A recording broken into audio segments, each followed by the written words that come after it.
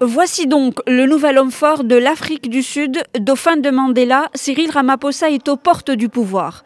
À 65 ans, il est sur le point d'accéder à la tête du pays.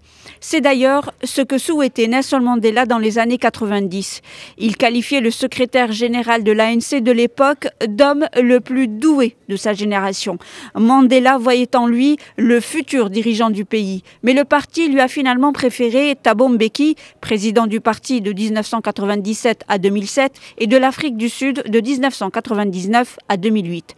L'échec a été rude pour le jeune homme de Soweto qui, sur les bancs de l'école, affirmait déjà vouloir devenir président, déterminé comme jamais à prendre sa revanche.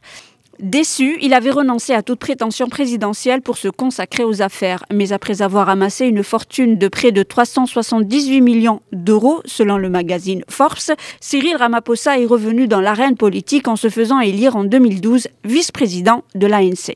Moins de 2 mois après avoir pris la tête du Congrès national africain, Cyril Ramaphosa doit au plus tard vendredi officiellement succéder à la présidence à Jacob Zuma.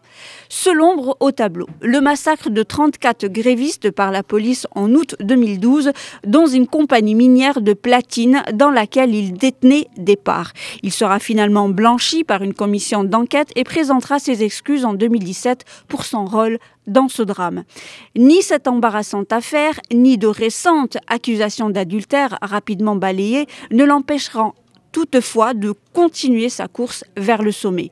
Bientôt, seul aux commandes, il doit redresser l'image d'un parti divisé pour le conduire à la victoire lors des élections générales de 2019 et réaliser les promesses de la nation arc-en-ciel rêvée par son mentor, Nelson Mandela.